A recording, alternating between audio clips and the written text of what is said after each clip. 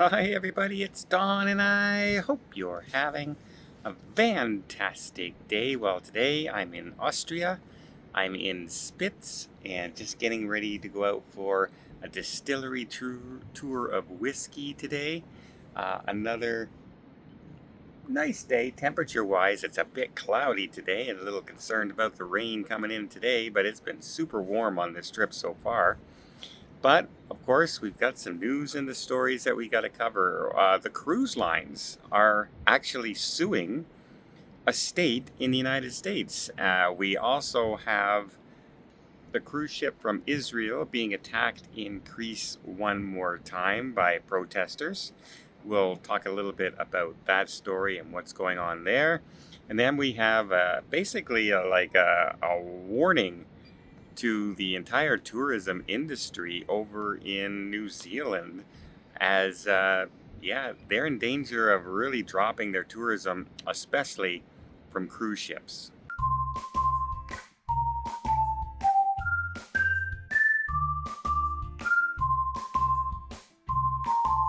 So our first story, let's talk about the Cruise Lines Association, and they are now bringing a state in the United States to court over taxes that they're levying against cruise ships. And this state is Hawaii, who is set to pass these legislations within the few weeks coming up. But now they've sent in, they're being sued by not only the cruise lines, they're also being sued by a couple of large tour operators in Hawaii as well. And they're saying they're not against the tax itself, not against being taxed. Cruise lines pay tax everywhere, right? 5% in Mexico, 6% in Alaska. They pay taxes where they're going, based on, them being a hotel sort of thing. But Hawaii's tax is different because Hawaii is taking into account not the hotel aspect, but the entire cruise aspect. So what they're saying right now is that, well, if your tax on a hotel, for instance, in Hawaii, doesn't include the meals people eat at the hotel, doesn't include free entertainment at the hotel, doesn't include the transportation from one airline, from one island to the other during tours, it doesn't include any of those taxes. That's not included. But a cruise ship going from port to port has to pay the entire tax based on the gross fare of the cruise passenger. Not only that, each individual county in Hawaii can also levy another tax up to another 3%. So what that means is that people sailing to Hawaii or through Hawaii can end up paying 14% more for their cruise fare. Now, are you ready for that big a jump? Are you ready to go to Hawaii if your cruise is going to cost 14% more just for the privilege of going to Hawaii on a cruise ship? I think a lot of people will change their destination completely and go someplace else that isn't so expensive to travel to. Hawaii is already an expensive place to visit, let alone having to pay 14% extra on your cruise to do so. I think that might curtail a lot of people from actually taking a Hawaiian cruise or even a trans-Pacific stopping off in Hawaii on the way through. Cruise lines may rethink that in the future. But the cruise lines are saying that this breaks the Constitution not once, not twice, but actually 3 different times. And the way these taxes are legally allowed to be calculated and taxed. We'll have to see. It's going to take a bunch of months for this to go through court, and then there's probably going to be going to the Supreme Court. You know how the whole deal works whenever you're dealing with government. It just goes on and on and on until finally the Supreme Court makes a decision one way or the other.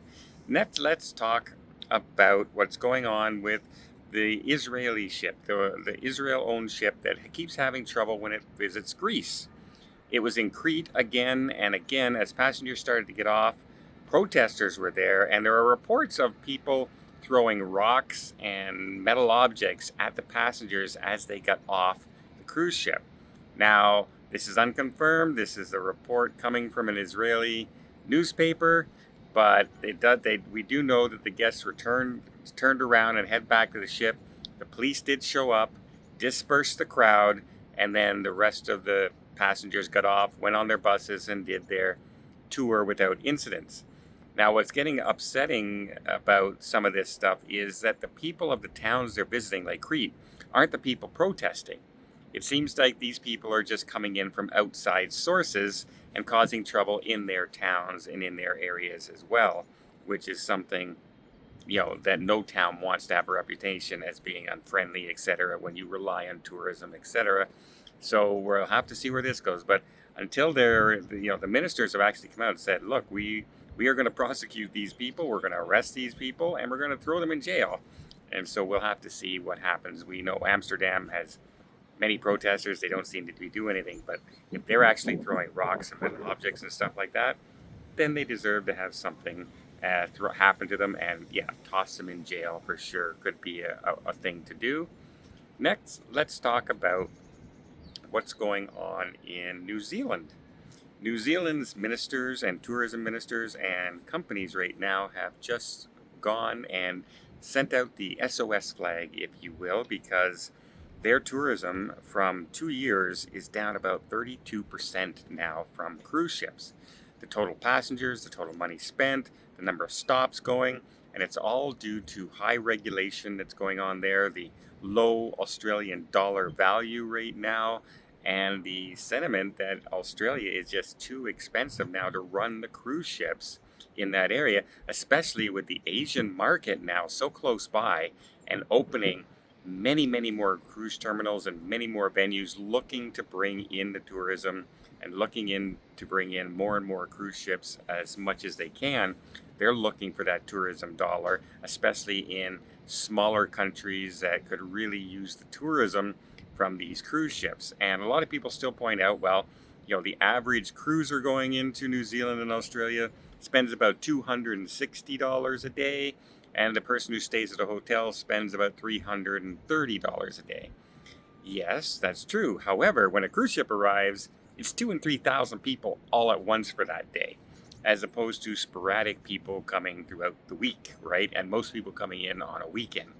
So it does make a difference to a lot of companies and towns and tourism industries, and it's even starting to hit the farmers now in Australia and New Zealand, who are supplying the cruise ships with some fresh food and fresh products, because the less stops, the less products they're buying, and the less money these operators are making as well. So yeah.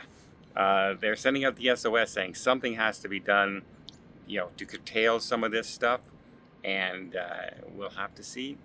We'll have to see what happens. Again, it's all well and good until you lose the business, and then when you lose the business, you start regretting. Oh, wait a minute, maybe we made a mistake. Well, we'll find out. Let me know in the comments down below. What do you guys think about the tax in Hawaii? Would you pay 14% more to go to Hawaii? Or would you just choose another vacation altogether? Well, I hope you appreciate this video. If you did, please give it a thumbs up. Want to see more tips, more tricks, more travel vlogs from around the world? Hit that subscribe button. Until next time, have yourself a safe and a great vacation.